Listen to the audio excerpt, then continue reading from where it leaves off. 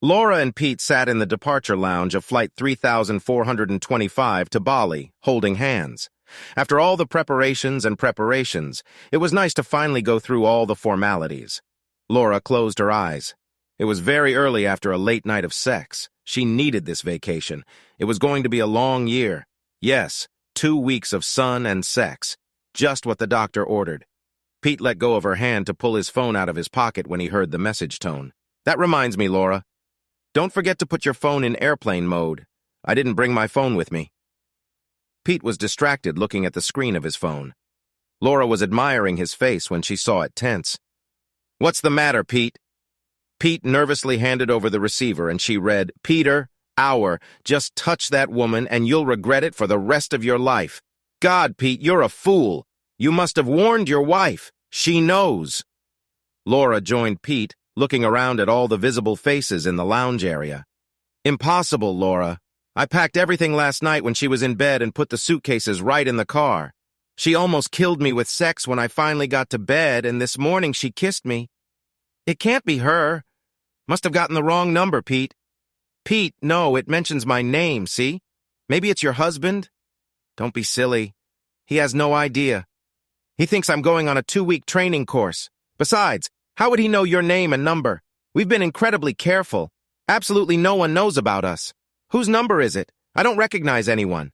I have some zany friends, and I don't think they'd want to play a prank on me. Tell you what, I'll call Penny and you call your husband. See if anything seems out of the ordinary to them. Laura watched Pete press the speed dial number. There was no answer, and he left a message saying that he missed her already. Pete hung up the phone and looked at Laura, puzzled. Are you going to call your husband? I didn't bring my phone with me. You can use mine.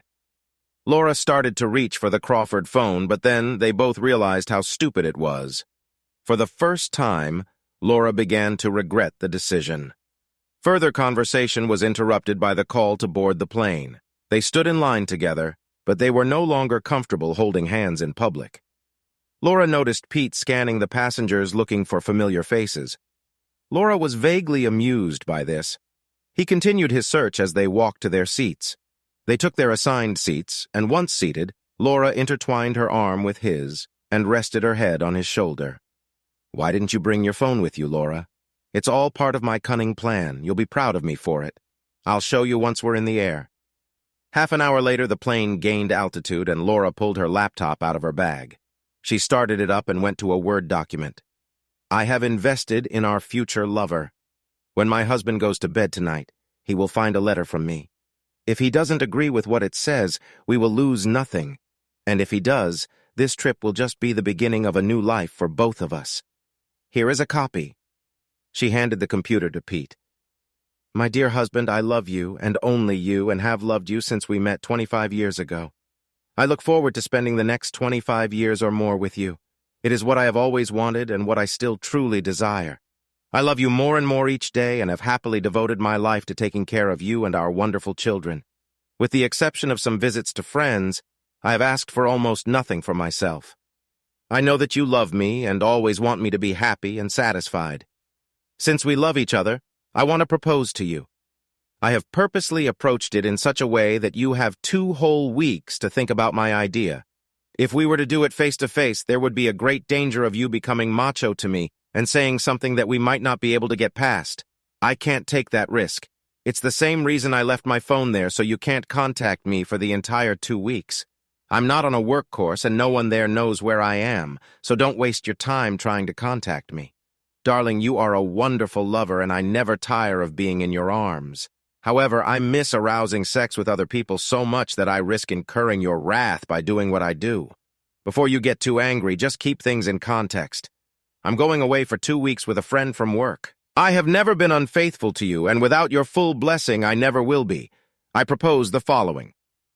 With your blessing, I would like to have sex with other men. I feel that my needs have grown to the point that one man, even one as talented as you, will not be able to fulfill them. It will never be someone you know, and I promise to always be discreet. In fact, I will be so discreet that you won't even know when or where unless you want me to. At the slightest hint that anyone we know suspects what I am up to, I will stop immediately. You will always have me whenever you want me, and nothing about that will change. You are my husband, and your needs will always come first. I want you to be assured that this will not change the way I feel about you or our lovemaking together. In short, it will not affect us in any way, shape, or form. Think about it for the next 2 weeks, please, darling. If you love me as much as you say you do, you will jump at this opportunity to prove it. I know how much you love me, and that knowledge will be with me every time I fall asleep at night while I'm away. So I trust that you will spoil me now. Please, my dear, think about it for the next 2 weeks. If your answer is no, I will honor your wish and would appreciate the opportunity to talk more. I will try not to take too much offense at the names you call me and your implied lack of trust. If your answer is yes, then all you have to do is say the answer is yes, and we won't have to talk about it again. Though I'd be happy to if you'd like to. Your loving wife, Laura. Pete finished reading and simply said, "Wow, yeah, that's good, isn't it?" I must confess that I stole many of the words from a story I saw on an erotic fiction site by a guy named Biggie33 who wrote, "We need to talk. Why did you call the letter an investment in our future? Don't you see? I asked my husband for permission to have sex outside of marriage. If he agrees, then when we go back, we can move on with our lives without guilt." Laura mentally added, "Well, I can go on. 2 weeks with you and I'll be sure I don't need you anymore. But your replacement? That's a whole other story. You're so sure he'll agree." Of course, I gave the impression he had a choice, but that's only so he can convince himself he's in control. If he dares to say no, we'll have to keep sneaking around like before. So how do you like that? Not bad, decisive, and logical. However, it's a decision he will never base on logic. I hope he's not a real man, otherwise it's a bit insulting. What? There's no way he was offended by anything in that letter. It took me a few days to get it exactly right. Yes, but you have to realize that you could spend a year and still risk offending him. As a woman, you can never understand how a man's brain works. The main thing I took away from that letter is that he is no longer capable of satisfying you, and that no matter how good he is, he never will. You should know, Laura, that every man is a little paranoid about his work. The thought of leaving you for someone else who might be bigger or better only fuels that paranoia. Honestly, Laura, I can only see 2 reactions to him reading this. One is to give up and give in, and the other is to come out swinging. Well, I think you're wrong. I know my husband. He will appreciate my honesty and seriously consider it. If I ask before I do something, it will be completely risk-free. Pete looked at his future lover and thought how much he believed her own nonsense. He was already seeing her in a new light. Sure, he was bending the truth to get that pass from his wife, but Laura's blatant lies and manipulation of her husband were alarming. Part genuine curiosity and part devolutionist drove him to his next question. How did the big guy's story turn out for Laura? Did the lady get to drink all she could? He got his answer long before she opened her mouth. Her face suddenly became very serious. No, her husband kicked her out. To distract her from her doubts about whether she was doing the right thing, Peter changed the subject. After all the effort and expense of this trip, the last thing he wanted was for her to wake up and actually do what the letter said. An innocent vacation. I didn't tell you about the weirdo I saw at international registration, did I? He was standing about 25 meters away from me while I was in line. When he saw me looking at him, he just stared at me and ran his index finger down my throat in a slashing motion. I looked around to see if he was doing it to someone behind me, but there was no one. It was creepy. Laura asked nonchalantly, "Yes, what did he look like? The world is full of strange, troubled people." "That's the thing, Laura. He looked like a regular guy. Over 6 feet, dark hair, goatee." Peter stopped when Laura suddenly sat up straight and started up her laptop again. Starting it up, she opened several files. She pulled up a picture of herself and a man standing in front of the house. In a voice trembling with worry, she asked, "Is that him? It could be Laura. It certainly looks a lot like him, but I can't be sure." Laura looked intently at Peter. Did he have an incentive to lie to her? Was he afraid that if she was sure her husband had figured out their game, she would become unavailable to him for the next fortnight? For the first time, it occurred to Laura that Peter was a man who was willing to cheat on his wife and therefore fundamentally untrustworthy. What was that guy wearing, Pete? That's another female issue, Laura. Guys don't notice what other guys are wearing. Didn't you say he dropped you off at the domestic terminal? Yeah, that's him. I convinced him to just drop me off and leave. When I saw him leaving, I took the bus to the international terminal, so he'd have to go back to his car, drive to the international terminal in Park, and then find out who to chase in the check-in line. Pretty unlikely, Laura. I think it's more likely that it was just a random psycho. He knew he had to distract Laura, who looked far from convinced. Is that your house in the picture, Laura? Laura, who also wanted a distraction and was used to people complimenting her about her house, went on autopilot. Yes, it is. It's nice, isn't it? We bought a plot on the beach as an investment. It's very steep and narrow. You wouldn't believe the house is collapsible, would you? It took my husband 15 years, but he kept adding on and on to it and landscaping around it. You should see the inside of it. He is an artist, and each room has murals with a theme. Nautical theme in the bathrooms and living room. Business theme in the study. You walk into the study and the atmosphere says work, and you work. I'm not going to tell you what the theme is in the bedroom. We've won all kinds of awards for the interior design and the way the house utilizes the land. There's even a creek running under the house. The conversation turned to the topic of their families, which they had so far skirted in their relationship. They talked about Pete's 2 children, ages 6 and 8. Laura talked about her 3. Sarah, a 23-year-old who had just graduated from law school and was working as a real estate lawyer, and her 2 children still at home. Daniel, 16, and Larry, 13. Laura didn't know it, but she tried desperately to distract herself. For a while, she succeeded. Then she pulled out a notepad and wrote, lawyer, home, and children. Not knowing if her husband was following her, she couldn't make any plans for him. She knew she had to back herself up by protecting the house and family. After the couple fell silent, Laura began to berate herself for being a coward and not thinking about her position or the possible situation. She pieced together the chronology of events. She had packed on Thursday night, being careful not to include anything non-business or unwarranted to wear on the weekend between the 2 weekly courses. Bikinis and intimate apparel she planned to buy in Bali. That evening, her husband behaved perfectly normally, and they made love. On Friday, she went to work at her normal time. They wanted to do some serious work on her company car, so she arranged for her husband to pick her up on Friday afternoon. He went into the reception area, waited for her to pack up, and drove her home. They had lunch with the kids, drove them to their grandparents' house, and then made love until late at night. She was especially horny and anticipation of the next night, and because of her husband's ignorance. Saturday morning and early rise, a trip to the airport. Laura remembered how nervous she'd been when she'd suggested her husband just take her bags to the check-in line and leave them. Other times, she stayed until the plane took off. She was relieved when he immediately agreed. She'd watched him all the way to the parking lot and then waited for his car to pull away. Now, his impatience to leave took on a darker meaning. She compared his behavior last night and today to her careful planning. Hell, no one from her job knew anything except that she'd taken annual leave, and her husband didn't know anyone from her job at all. He had no way of knowing what she was planning. The text message that came to Pete's phone was a prank call from a friend. The guy staring at him in the check-in area was a random psycho. Relax, Laura. What would be the consequences if he found out? She'd lied to him about her destination. So what? The letter said she was traveling with a friend from work, but didn't specify if it was a man or a woman. She didn't realize she'd closed her eyes until they opened.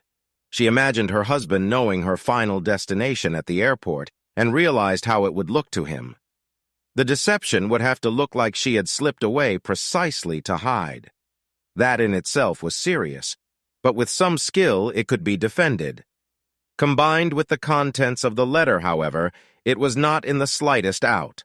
Laura used the rest of the flight to cover whatever she could. The first priority was to destroy the letter, lying under a pillow 2,500 kilometers from her ass. The second priority was to convince herself that she was worrying too much about nothing. Laura, always ready to anticipate every contingency, wrote a long letter to Sarah, knowing she couldn't send it before Bali. In it, she begged her daughter to go to her house and do 2 things.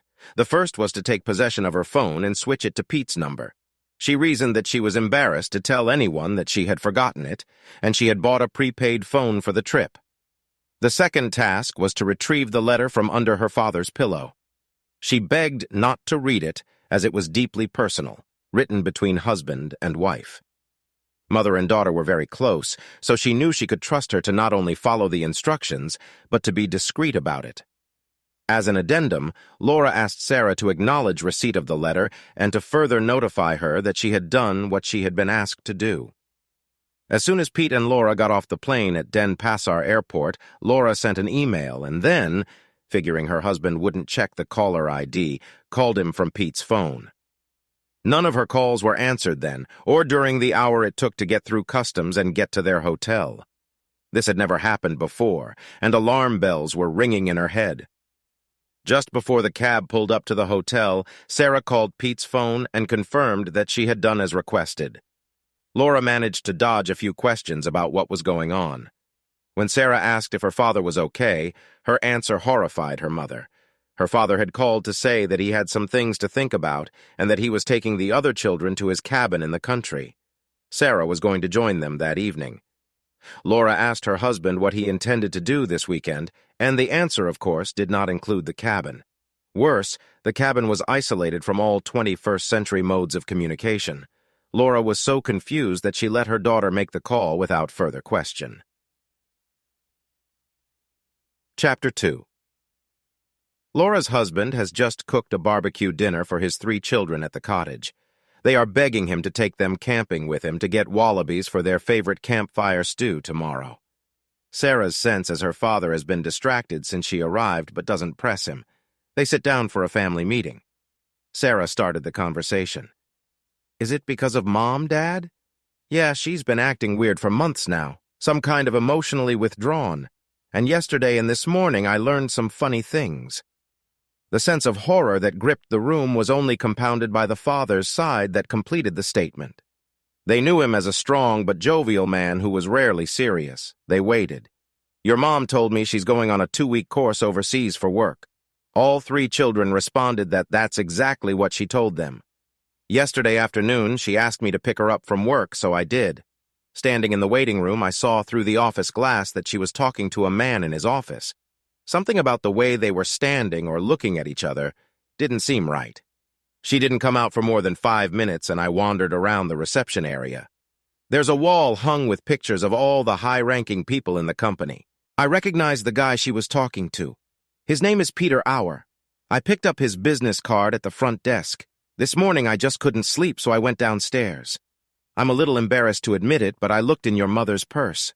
In it I found her passport, and upon looking through it, I discovered a visa stamp for Indonesia dated 3 weeks ago. I remembered seeing her reading a brochure about Bali last month.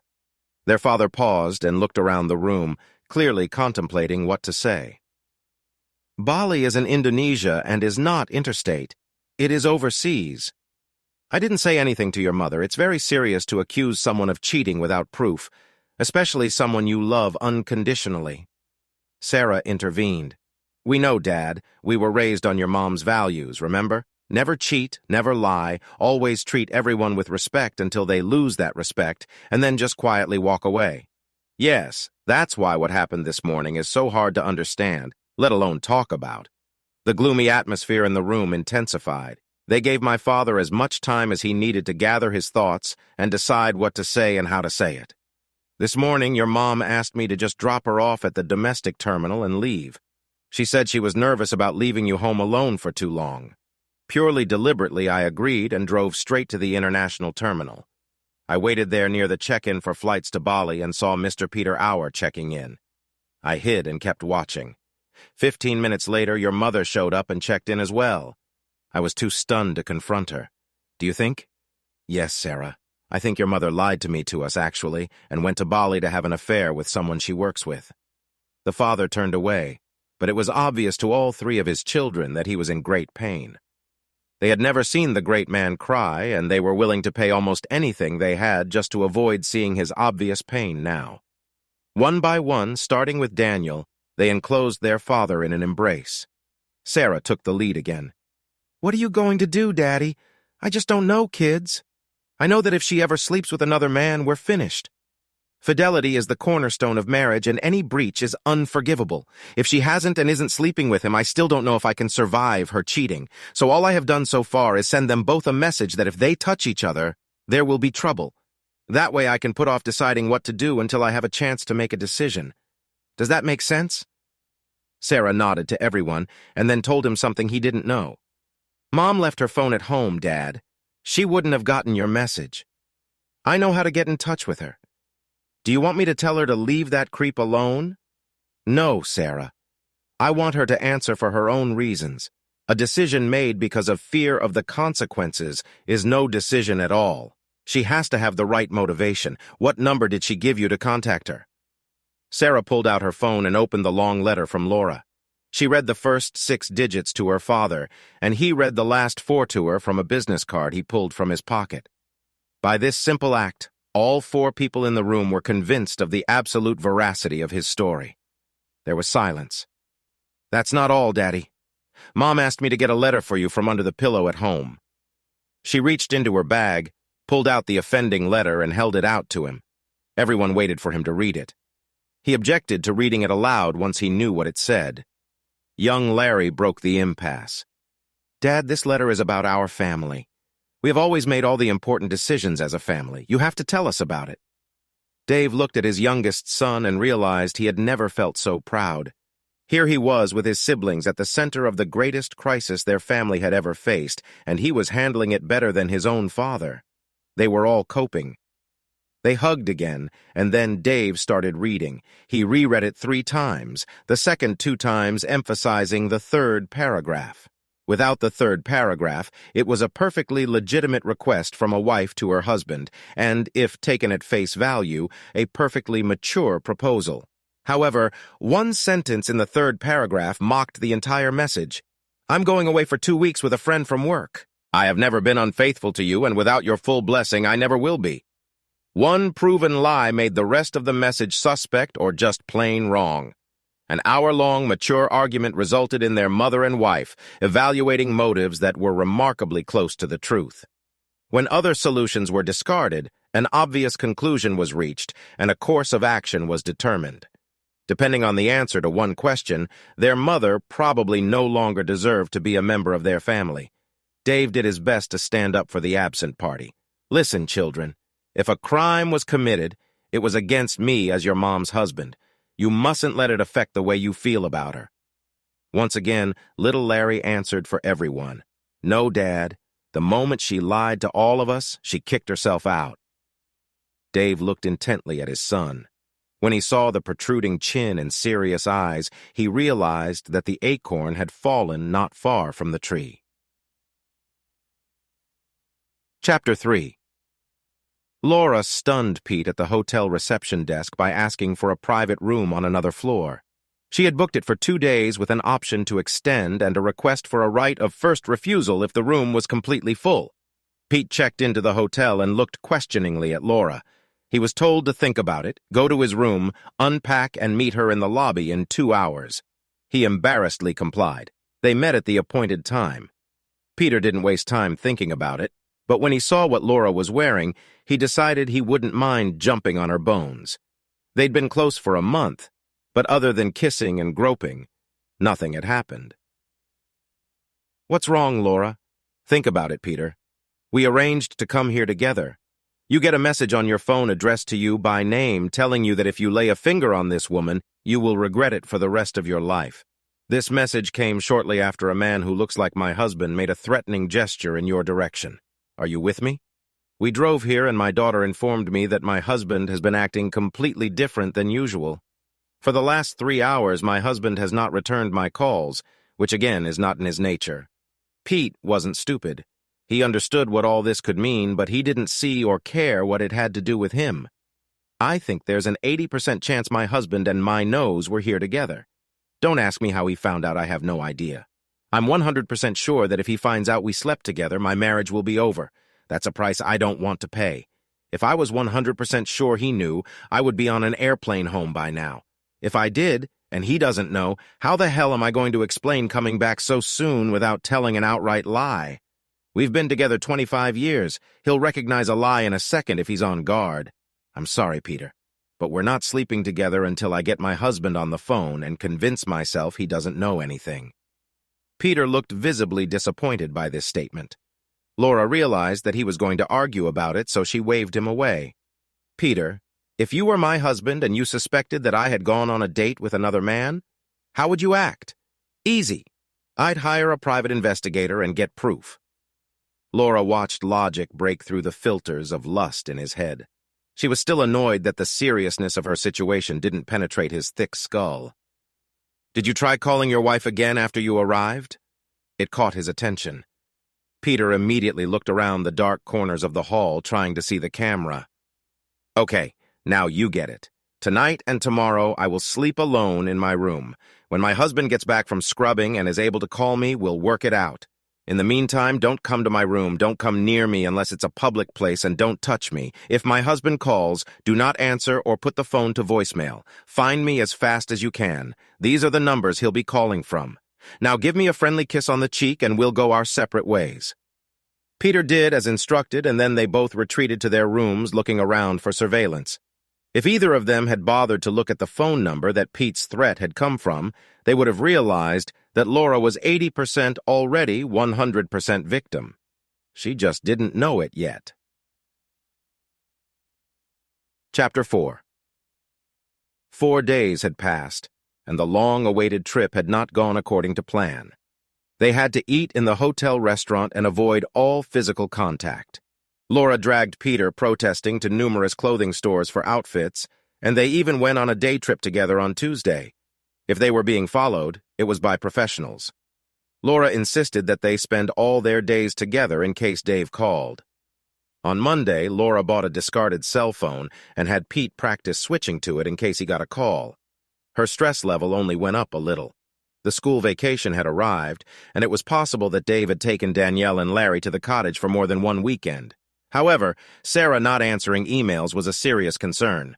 Peter held out until Tuesday evening.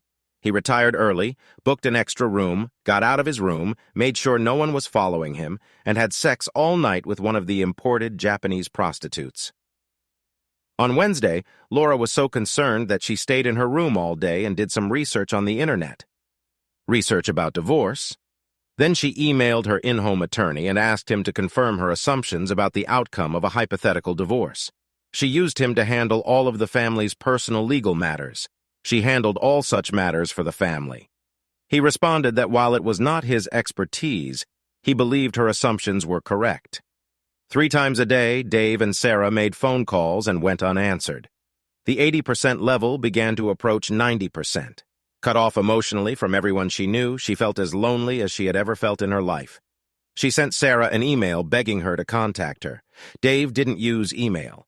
With no response by Friday, Laura decided to secure her future.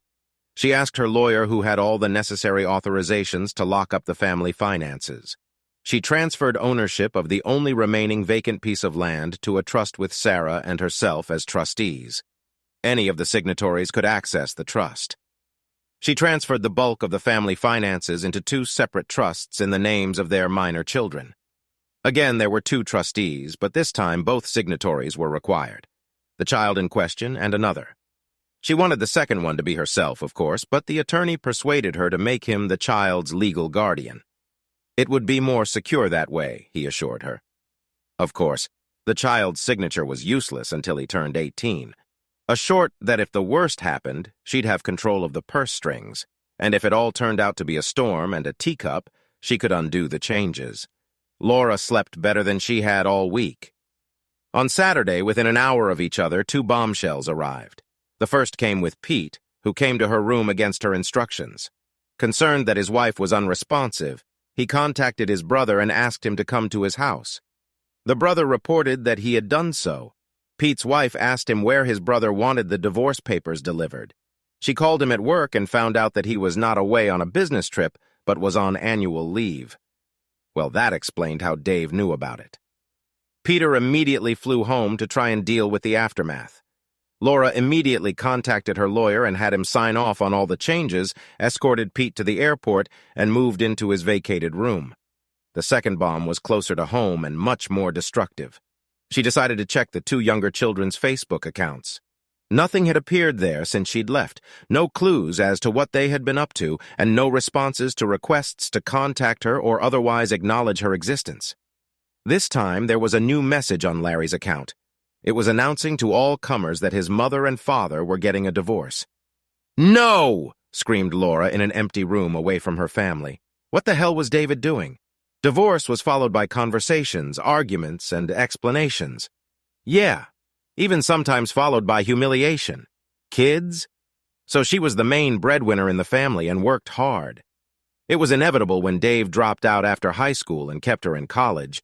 Of course, that meant Dave was the primary influence in their kids' lives.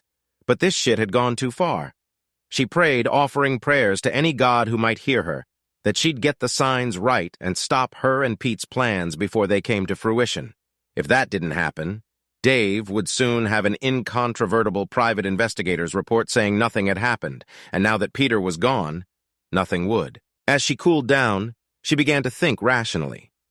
When no one was talking to her, she used her considerable intellect to try to see dispassionately what Dave was seeing. She made some educated guesses. Someone had found out about her trip to Bali. That someone couldn't be Dave. The only evidence of the plan was on their home computer, and Dave was computer illiterate. This someone, probably Peter's wife, had told Dave, perhaps as early as the morning of the flight.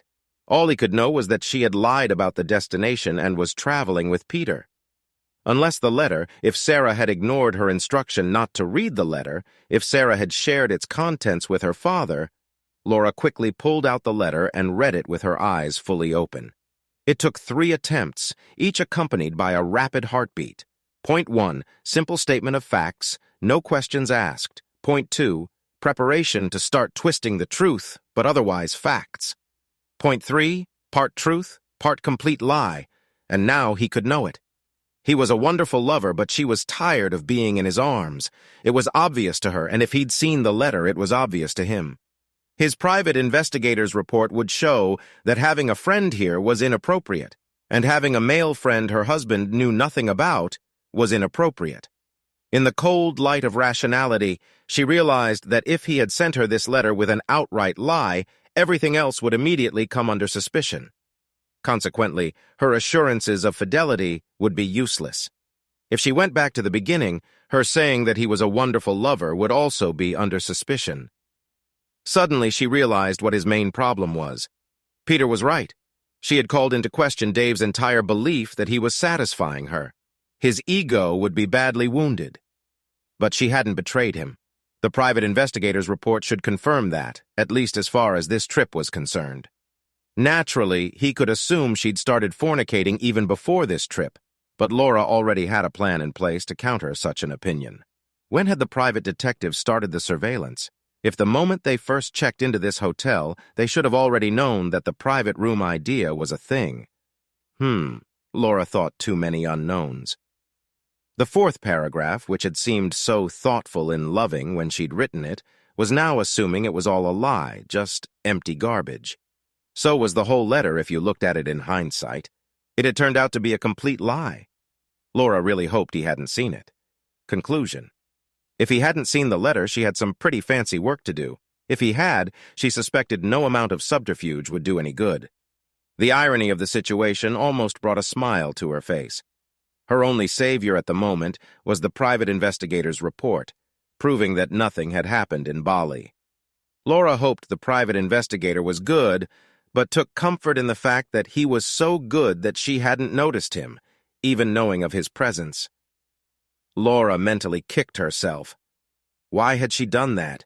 It had taken a whole night of thinking under the influence of alcohol. Laura had come to the conclusion that she was the classic wife who had it all, who saw a future different from the past and resented it. A successful wife and high-flying businesswoman who had spent her entire career lying, hiding every possible option and, yes, cheating. A woman approaching menopause who had an itch that needed scratching. And then, relying on her cleverness and her husband's naivety, scratch it without consequence. The new irony didn't make her smile. Laura realized that she could soon be a successful businesswoman and a divorced woman who still hadn't scratched that damned itch. The next morning, with no chance of getting any answers to her questions here, Laura decided to go home as soon as possible. First, she decided to use her negotiation skills to delay the irreversible steps of her protagonist. She wrote a letter to David through Sarah. Laura made the letter vague because she didn't know if Sarah had shown the letter to her father or if she had even read it. Her plan was to try to get out of the divorce situation, but to count on the fact that she would be on the winning side if the worst happened. Since she was the kind of person who had foreseen everything, she found counselors in her town and made an appointment online with the one she chose. Then, she dressed for the day to her. She had booked 4 days ago. She would still have time to call the airline. Chapter 5. Sarah walks into her father's house and overhears the end of a conversation between her father and his neighbor. "So, besides telling this guy Peter's wife about your suspicions, what else did you do, Dave?" "Nothing." "Hi, Sarah. You know John Smith from next door, right? He's a lawyer, too. He's kindly agreed to give me some advice." "Oh, come on, Dave. After all the landscaping advice and help you've given me over the years, not to mention all the tools you've lent me, this is the least I can do. Hi, Sarah." "Hey, John, are you here to help Daddy with his divorce?" "Well, who's talking about divorce? All we know for sure so far is that your mother lied to us and is spending 2 weeks in Bali with someone. I, for one, will wait to see what she has to say before I make a decision about the divorce. Please forgive my absent-minded father, John. He can be very naive at times. Yesterday, Mom's lawyer called me in to sign a trust agreement that effectively takes away Dad's control of some of the family assets. Then we check all the bank and investment accounts and find that most of it has disappeared somewhere. She's doing everything she can to get you off the hook, Dad. Admit it. And now this finally reveals her true colors." Sarah handed her father 2 pages of the printed letter. He read them and then handed them to John. "Dear Sarah, would you please print out the attached document and give it to your father? Again, I'm relying on your discretion not to read it. It concerns personal matters between him and myself. Dear David, I suppose you have already realized that I lied to you about the purpose and destination of my trip this week. When I get back, we'll talk about it. And hopefully you'll listen to my apology for the huge mistake I made with the same patience you've always shown. Just know 2 things, and please don't do anything until we talk. 1, I love you, and only you always have and always will. 2, ever since we became exclusive all these years, I've been faithful to you. I've never once had sex with anyone but you. I admit that my actions of late have given you ample reason to doubt this, and I'm willing to do whatever is necessary to convince you of this basic fact. I suggest you give me a lie detector test when I return, hopefully in the next day or so. I am quite willing to stop and take it on the way home from the airport if you can arrange it that way. You will provide questions and ask whatever you want. After this elephant is out of the room, I can apologize for any disrespect you feel I have shown you. Please, please, please don't do anything rash. We both know what a divorce will do. You'll lose the house you've put your heart into and half the money we plan to use for early retirement. Think about the children. Divorce always polarizes families, and if you ask around, the mother always gets custody. Having Sarah and Danielle on my side is a given. It would be tragic if divorce drove a wedge between them and Larry. I know you love the kids, and we both realize that not being able to see them whenever you want would kill you. So please don't do anything until you've given me a chance to explain. See you soon. Your loving wife, Laura." John finished reading the letter.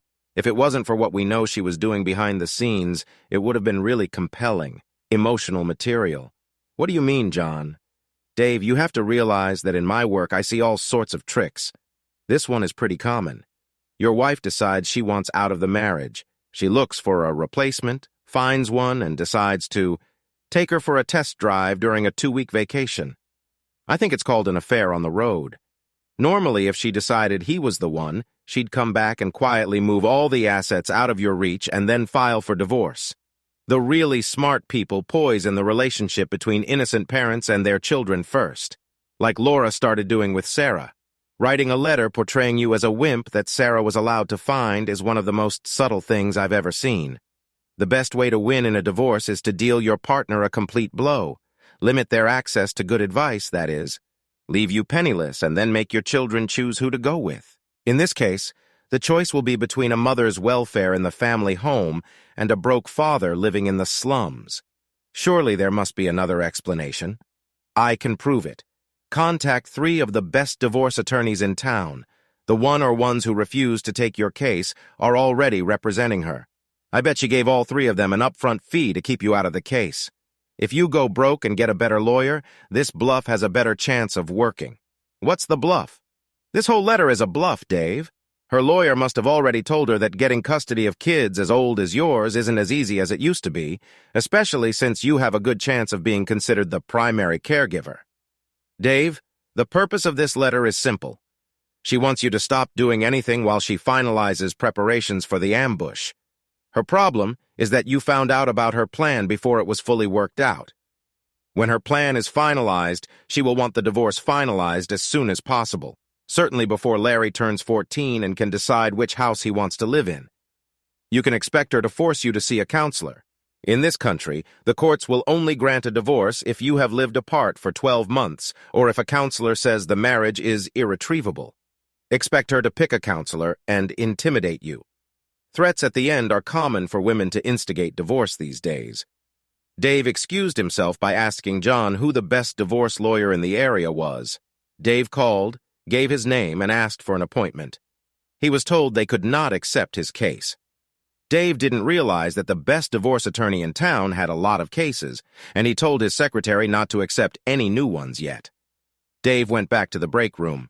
All right, John, I believe you. What do I do now? First, you authorize me to block all finances not already in Laura's possession. Then you restrict her ability to spend any other shared finances. How do I do that? Well, start by canceling all credit cards and joint names. Okay, but I'm still a little uncomfortable. I mean, she's so convincing that she still loves me, but it doesn't really fit with the threats in the second half of the letter. Dad, are you sure Mom lied to you? Yes, Sarah. Do you lie to those you love, Daddy? No, I don't. What did you always tell us about the 3 pillars of a successful partnership, Dad? Love, trust, and respect, didn't you? How many of those do you have left? 1, now that you mention it. And just how much is Mother showing you now? No. Ta-da. Chapter 6. When Laura went to pay a fine for changing her flight date, her 2 credit cards were declined. She rushed to an ATM she had used before. It was refused. She went into emergency planning mode.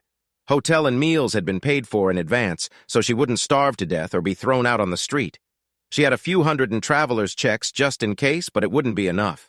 Since there were no friends at home to borrow money from, the only ones left were her parents. Asking them to wire her money would lead to questions she didn't want to answer at the moment. She quickly sent an email to her lawyer asking what was going on with the bank accounts, and then plunged into a boring, no-spending week before her scheduled departure. She wondered how her simple and foolproof plan to scratch an itch could so quickly lead to Dave facing ruin. She knew he would never forgive her infidelity and had knowingly taken the risk, knowing the chances of being caught were astronomical. What could have motivated him to take such drastic action? He suspected that she'd had a fling with another man and already knew that he'd left and nothing had happened. He had no way of knowing about her financial maneuvers. He didn't even know who their financial attorney was. He had always trusted her to take care of such things. While she was quietly banging her head on the table in her room, 2 emails arrived that didn't improve her mood. The first was from Pete's wife, Riley, thanking her for ruining her marriage and jeopardizing her children's secure future. It might have hurt her badly if the second hadn't come while she was processing the first. At first, it seemed to be one of her own letters to Peter from 2 weeks ago, looking forward to her trip. His and her addresses were listed in the address line, so the letter was forwarded to herself. A simple question was added to the letter. Why did you lie to us, Mom? The letter was signed Danielle. Her husband may have been computer illiterate, but her children were not. She realized for the first time that Dave wasn't the only victim of her deception or the only participant in her punishment. She also realized that the letter didn't answer that simple question. It also presented Sarah's unresponsiveness in a different light. Laura cried with loss and disappointment. She then sent a letter to Danielle that basically said she would explain the misunderstanding when she got home. Her daughter must have been expecting this because the reply came immediately. It's strange that you chose to spend our school vacation with another man rather than with Daddy and us. Laura cried again. It was an extremely busy and boring week. On a tight budget, there was nothing to do but lie on the beach. She packed a towel. After an hour, she left the beach and returned to the hotel. She realized that coming home with a great tan was tantamount to proving everyone a liar. Frustrated, she sent a long letter home through Sarah. Without going into detail, it spoke of errors in judgment on her part, of being taken for granted as a wife, mother, and primary breadwinner. It even talked about her sense of self-worth in a "that's my excuse" style. It mentioned twice that she had never slept with anyone but Dave during the marriage. The letter again urged her not to do anything rash until she had a chance to talk. There was nothing like an apology in the letter. It was not the style of a strong businesswoman who knew she was in an advantageous position. She hit the send button and sat down to wait. Chapter 7. Okay, kids, it's time to have a serious discussion about what we're going to do when your mom gets home. I'm a little surprised that she's decided to stay there, and unless we hear anything different, we'll have to assume she'll be back on Friday as planned. How are we going to play this? Remember, all we know is that she planned to leave with a guy from her job. We don't know anything about whether this is the first time she's lied to us. You first, Sarah. Well, all I had to do was read her latest letter, Dad. It shows that she's just an entitled bitch who treats us like a minor inconvenience to be sidestepped. The fact that she cheated us the first time is, in my opinion, irrelevant. She had a choice. Take her annual vacation and spend it with her family, or use it to disappear with someone else. She already spends little time with Danielle and Larry given her long work hours and business trips. I think her behavior before and after she was found out is just disrespectful to all of us and dishonest. If she doesn't change her attitude about what is going on, I will be done with her. Good, Sarah. Harsh, but fair. What about you, Danielle? I think she just doesn't understand, Daddy. I agree, honey. When we hear from Larry, I'll explain what I'm thinking of doing. Larry, I don't care, Dad. As long as I stay with you, I'll do everything in my power to make it happen, son. Tell us about your idea, Dad. Well, I think for some reason your mother went off the rails for a while. I don't know. The promotion last year seems to have caused a change. Kids, I hope you'll back me up. I think if she admits what she did and is truly remorseful, we should give her another chance. What do you say? Sarah looked at her younger siblings and felt agreement. Little kids just need stability until they reach reactionary age when they discard everything their parents believe in and try to change the world. That's right, Dad. We'll try, but you've seen her last letter. I've reread it 16 times and I see no remorse. Strangely enough, I believed her when she wrote that she had never been unfaithful to you. I agree, Sarah. That's why I've planned a little shock for her. Once she experiences it, she will realize that we believe she has already committed a crime against the family. I don't think she realizes how offended we are, which is why she is concentrating on the physical impact. After we get her to understand our feelings, the million-dollar question is what she will do about it. If she breaks down and apologizes to all of us, we'll talk about it. If she doesn't, then we'll see. That's my idea. Chapter 8. The return letter took Laura by surprise. It came from Sarah, but it was addressed to Dave and all 3 children. It described the timetable for her return. After reading it, a sense of foreboding gripped her, as if she had failed in her task. She was expected to return late Friday night.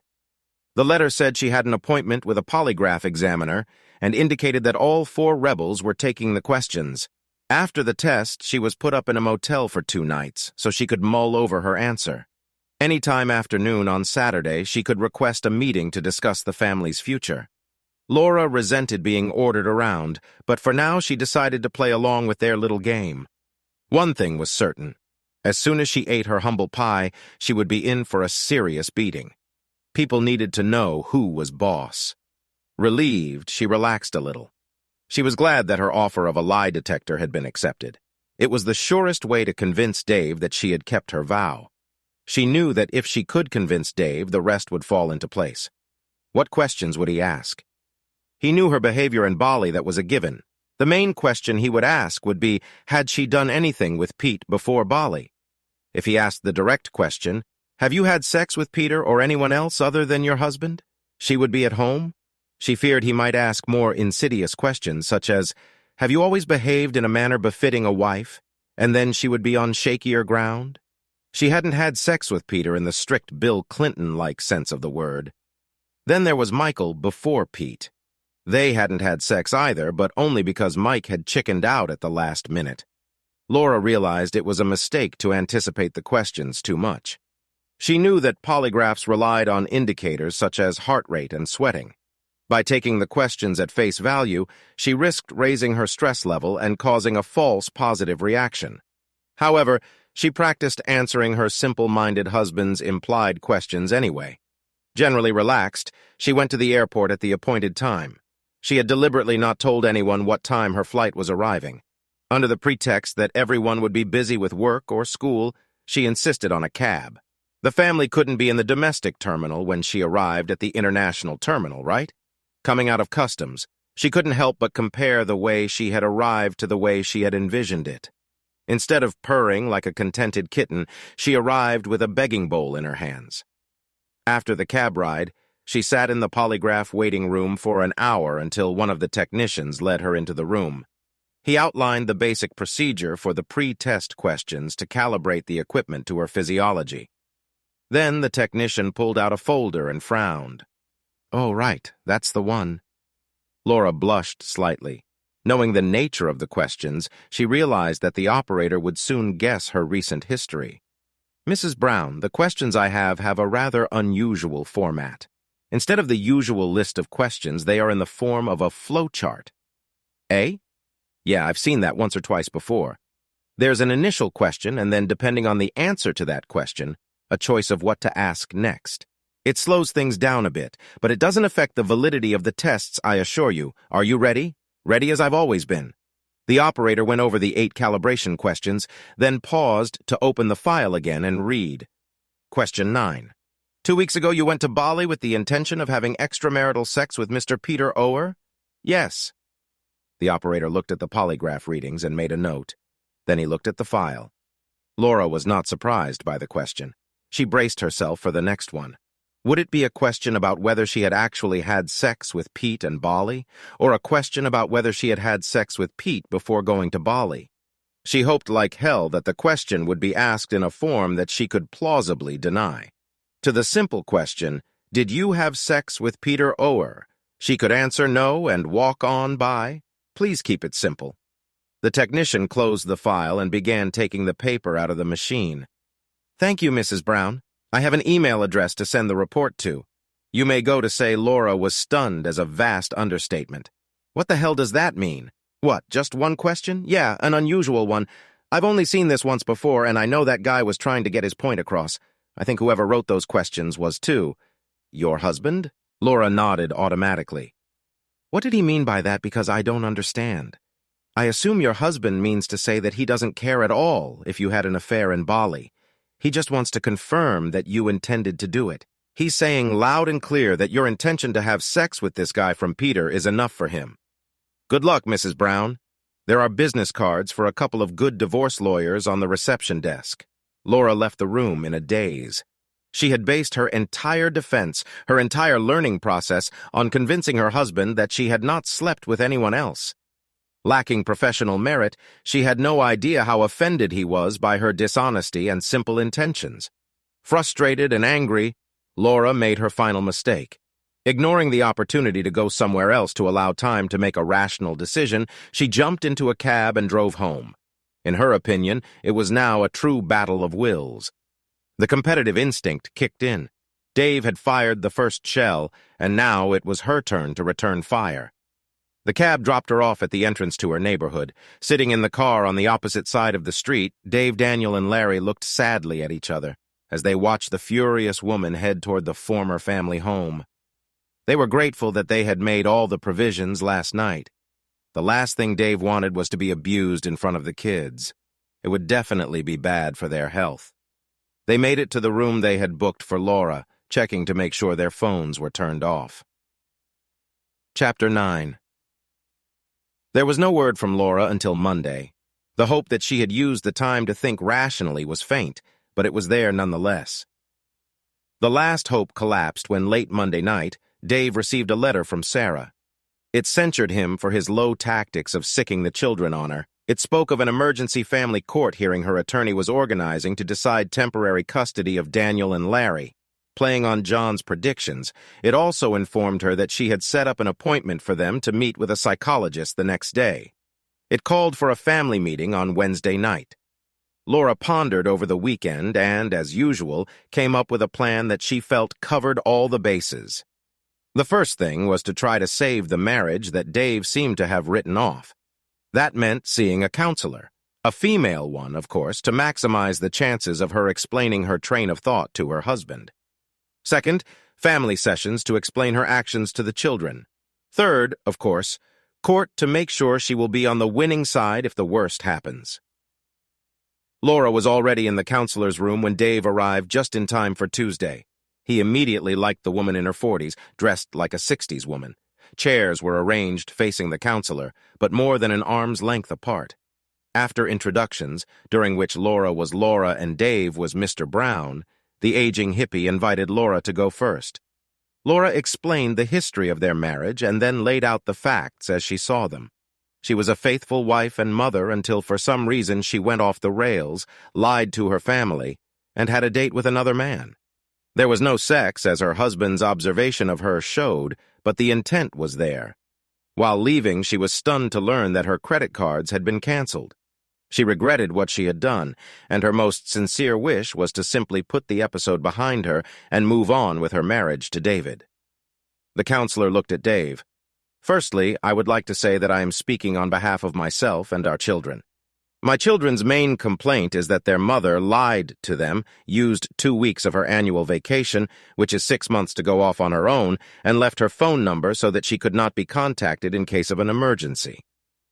In all honesty, I did not commission any surveillance of Laura and Bolly. This stunned Laura. Since it was the first thing she would do, she couldn't believe it was true. In fact, I didn't even want to believe she was playing on the side until our youngest daughter hacked into Laura's email account and discovered traces of the arrangements she and her lover had left behind. Also, for the record, I was advised to cancel my credit cards after my oldest daughter discovered that my wife was engaged in blocking all the family finances in such a way that I was left helpless. Once again, Laura was stunned. She hadn't realized that her precautions had been exposed, nor had she thought about how such actions would be interpreted. The fact that both her daughters were actively working against her didn't improve her mood either. As for what my wife wants out of this process, pardon me for not trusting a damn word she says anymore. The fury of his words finally conveyed to Laura how offended her husband was by her action. Before she could react, the counselor turned to Dave. So what do you hope to accomplish with these classes? I hope to understand why my wife thought it was acceptable to lie to her family and arrange to have sex with another man. At this point, David and Laura's marriage could still be repaired. Everything changed in an instant. The change was not the fault of the husband or wife, but of the counselor when she muttered almost under her breath, "Oh, we have a dinosaur." Dave, who thought that Laura had set the whole thing up to hasten the divorce and had purposely chosen a counselor to minimize the chances of reconciliation, snapped. He had heard of such counselors and thought it was just wrong. He stormed out of the room. Laura, who had a slim chance of avoiding disaster if she had run after Dave and apologized to him, took out her frustration on the counselor. By the time she finished the beating, Dave was long gone. The counselor apologized and persuaded Laura to have an individual session with her the following week. She then apologized to David for her inappropriate behavior and had an individual session with him as well. This was the third mandatory session, at the end of which a decision was to be made as to whether to continue or abandon the work. Chapter 10. The family meeting the next day didn't go any better for Laura. She just didn't get it. Once you lie to someone, trust becomes a footnote in the history books, just above the tusk of a woolly mammoth. She invited them all over for dinner before the meeting, but Sarah reminded her that she couldn't cook worth a damn and told her they would all be in at 7:30 p.m. Laura tried to hug them all as they walked in, but they all treated her very coldly. Laura made the mistake of sitting down last. By the time she was ready, she found herself alone in front of 4 stairs from the couch. She tried to get her best friend Sarah to move to her side, but to no avail. Once again disappointed, she began her prepared speech. There was a little apologizing and a lot of "I didn't really do anything" in excuses. She felt unappreciated both as a woman and as the main breadwinner in the family. Her husband's attention became a matter of course, and she began to miss the attention that single women took for granted. She began to feel unageably attractive. When a younger man began to pay attention to her, she succumbed to his charms. During the conversation, Laura tried to focus on Daniel and Larry. She found it difficult to meet Dave's gaze, and Sarah was making notes in her notebook behind her raised knees rather irritably. Finally, the silence of those she had come to refer to as the opposition bench silenced her as well. Sarah spoke up. "Damn, Mom, you've disappointed me again." "What? Why? On the cliché test, I can only give you 85%. If you had mentioned that no one would be hurt if they didn't find out, I could have given you 100%. No one knew if Laura blushed from anger or because she realized she had meant to say it too, but it slipped her mind. Whatever the reason, she realized she wouldn't get any sympathy from her children as long as Dave controlled their hearts and minds. "David, to the kitchen now, please." Laura pounced on him as soon as they were alone behind the closed door. She hissed at him through clenched teeth. "Does it really have to be this way, David? I break you until you come crawling back, begging me for forgiveness." Dave looked at her sadly because he realized that she remained a slave to her own nature. "No, it doesn't have to be that way at all. If you just did what you should know is a decent thing to do, the outcome doesn't have to be inevitable. If you drop the stupid bitch you've chosen to be your impartial counselor, and we go to, I'll see you in court, David." Chapter 11. On Thursday, Dave moved into a rented 3-bedroom house. Obviously, none of this is going to end anytime soon. He was also notified that the preliminary custody hearing for Danielle and Larry was scheduled for the following Tuesday. After learning the name of the family court judge assigned to him, he called John. John told him that he had gotten lucky and had picked the same judge who had never given custody to his father. Dave declined John's offer to represent him, but asked for a weekend appointment to learn about the procedures and what he could and couldn't say. He was going to try to use the system properly once and then go back to his own tactics. He was doing what he had to do to ensure the emotional well-being of his children. A fun weekend was spent fixing up the rental house. Dave sat the kids around the table and honestly explained what the house would look like in the near future and what his long-term plans were. The kids perked up and joined in the planning. Together, they searched the internet for everything they needed. On Tuesday, Laura's attorney was a little shocked to learn that Dave intended to represent himself. He realized the awkward position Laura would be in if she was questioned by her own husband. The court was late that day, so only administrative matters could be discussed until the end of the session, and then everyone was required to appear the next day. Overnight, the news reached several local reporters in this leisurely news week. The next day began with Laura's attorney going over property ownership, relative earning power, and other details. Dave then began asking questions. Laura was visibly nervous, which did not go unnoticed by the reporters. He began gently. "I'm the one who built the family home with my own hands?" "Yes, you did, but I was busy working and earning most of the money." "Did you return to work within 2 months of the birth of all your children?" "Yes." "Who used to make our children's breakfasts, school lunches, and dinners?" "You. I worked long hours." "Would you say I was the primary caregiver?" "Probably." "You recently lied to me and your children and went to Bali for 2 weeks for the express purpose of having sex with another man?" "Objection, Your Honor. Someone needs to tell Mr. Brown that adultery is no longer a factor in child custody disputes in this country." "I'm sorry, Your Honor. I don't care about adultery. I just want to emphasize the character of my wife who considers herself a fit mother. Objection overruled." "Well, I went to Bali because I needed a vacation, and it just so happened that I went with a male friend from work." "Yes." "When you left for Bali after lying to your family, did you leave the following letter for your husband to find?" Then Dave read the letter in full. Out of the corner of his eye, he saw both reporters strobing furiously. Laura didn't have to answer the question. Her furious stare did it for her. It was embarrassing. "Is it true that when you returned from your dastardly journey, you never once attempted to apologize to your husband and family for your deception and obviously immoral intentions?" Again, the stern answer was silence. "Your Honor, your decision seems like it would be an easy one.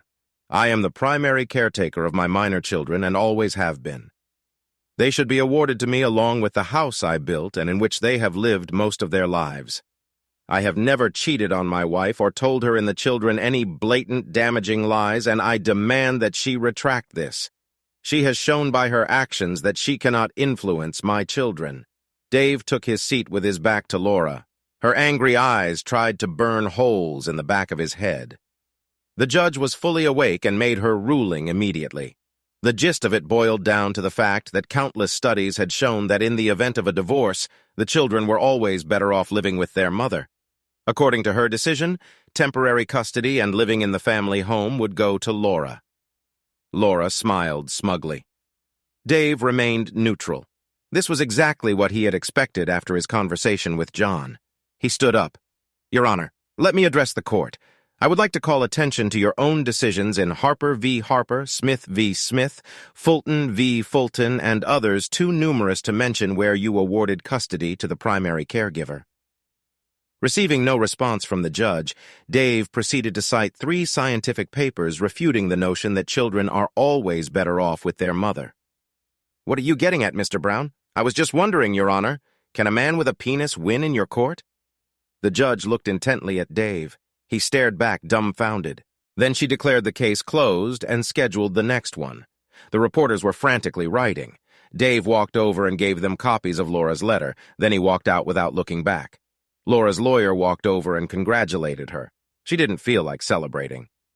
Dave's speech about how she was not remorseful in the slightest for her actions had struck a nerve. Unfortunately, her reflex to win any fight wouldn't let her back down once the game was up. Blaming his marriage on Laura's smug smile, Dave counted all the people who had offended his sense of justice and needed to be re-educated. There were 3 of them, and the plans were already in place.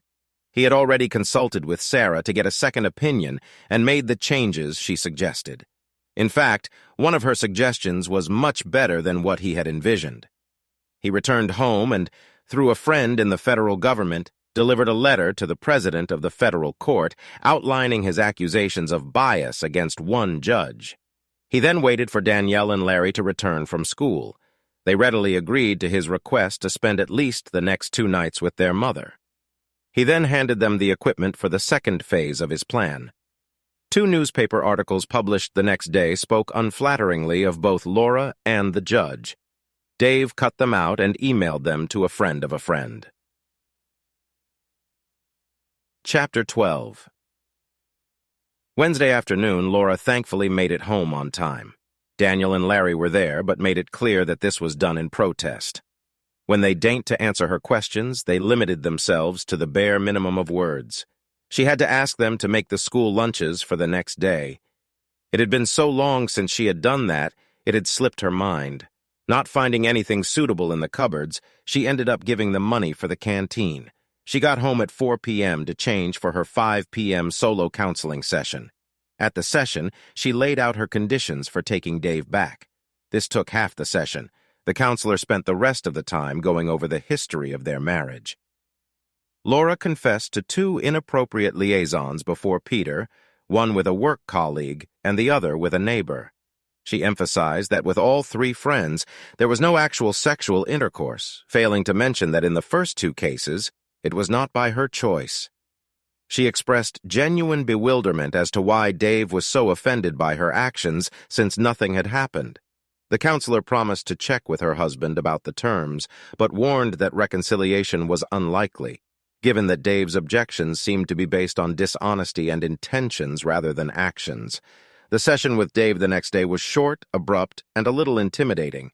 When asked what he wanted out of the session, Dave simply gave her a choice of 2 options. Either he wanted a referral to another counselor who wouldn't openly condone female infidelity, or he wanted her to sign off that the marriage was irretrievable. A little alarmed that her statement from the first session might hurt her career, the counselor quickly reported to the proper authorities that the marriage was dissolved. She knew that another report about her to her professional body might well be her last. When Dave got home, Danielle and Larry were already there and looked quite settled. A police officer knocked on the door and said he was violating a family court order. He pointed out that it wasn't him but his children.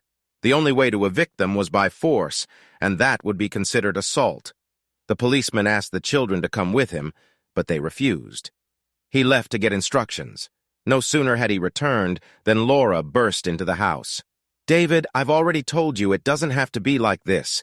Just tell Danielle and Larry to come with me. Give me the house and I'll be generous with visitation and property division. Laura, please leave my territory. I will not force the children into a situation they don't want and will hurt their sense of right and wrong. David, we've known each other for how long? You know me. I'm not a bad person. That's the problem, Laura. I don't know you. The woman I married wouldn't have done what you did. She certainly wouldn't have done what you did, and then not only would she have had no remorse, but she would have told our counselor to give me an ultimatum. Put up with your behavior or lose everything I hold dear.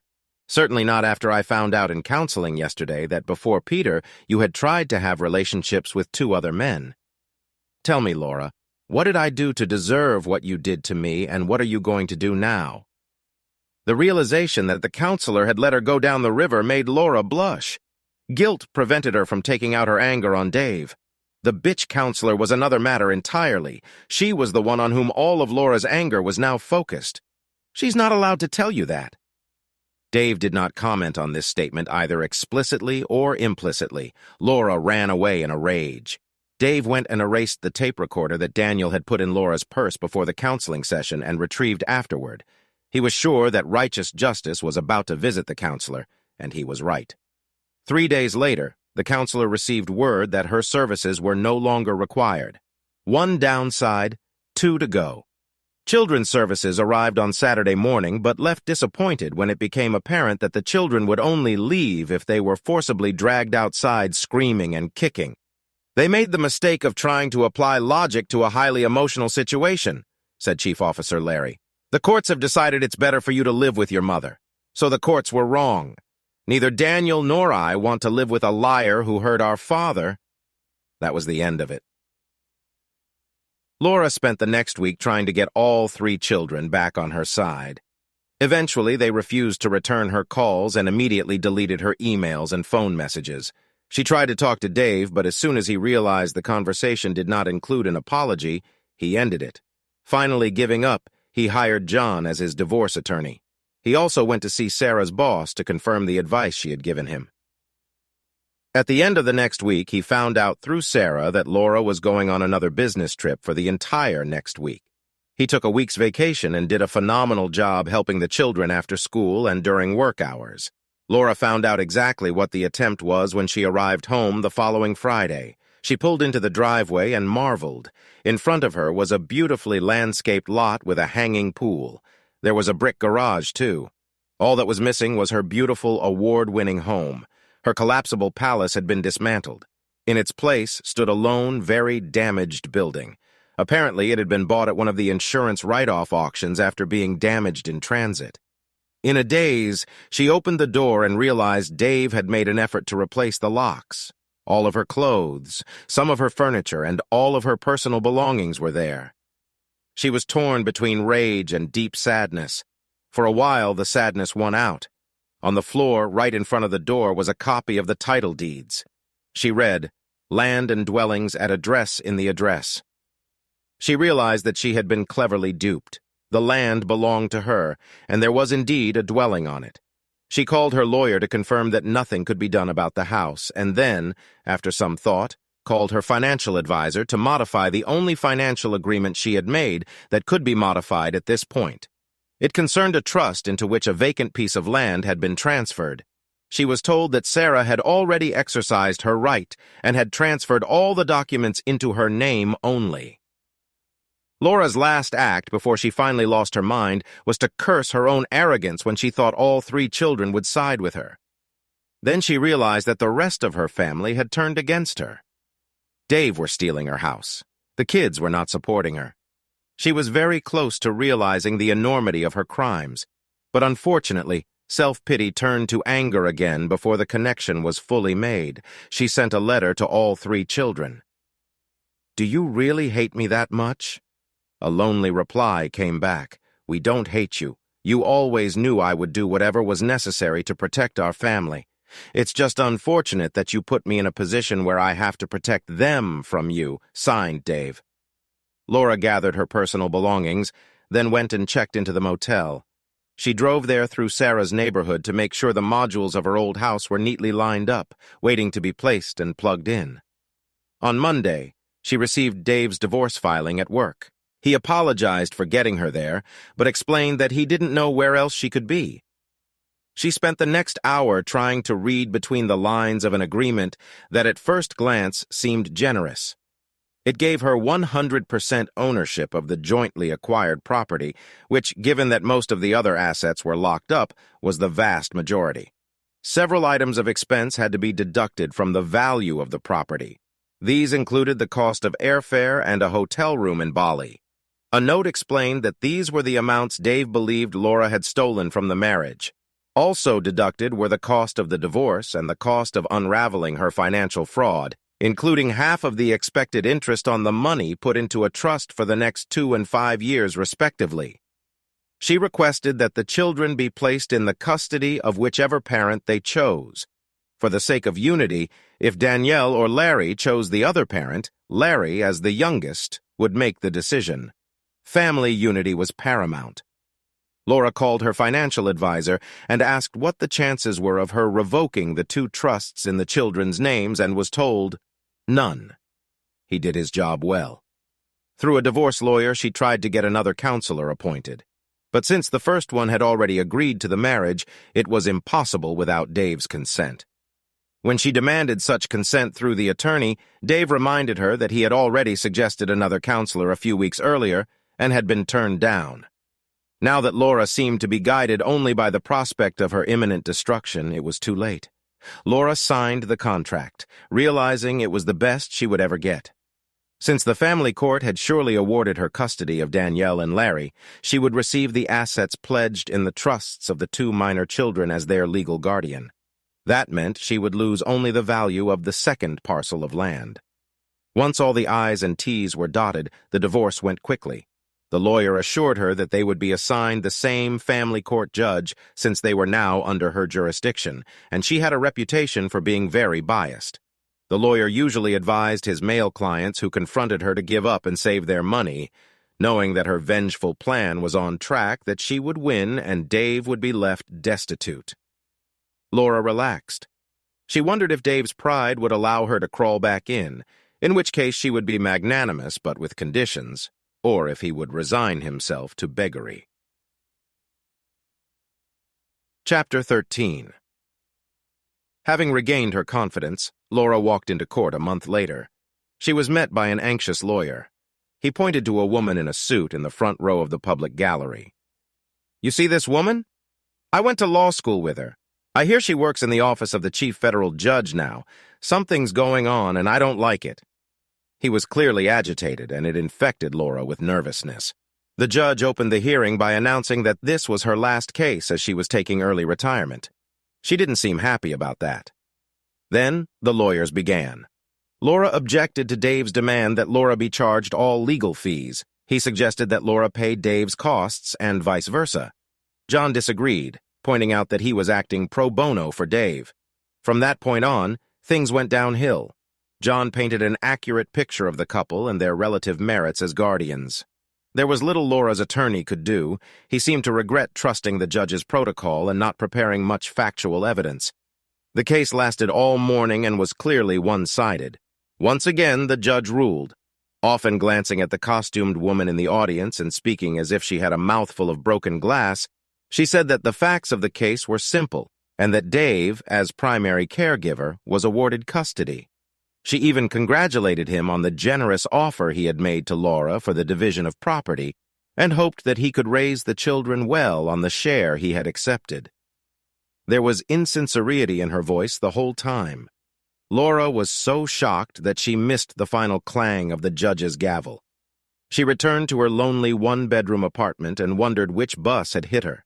She couldn't indulge in self-pity. She had a real estate matter to resolve.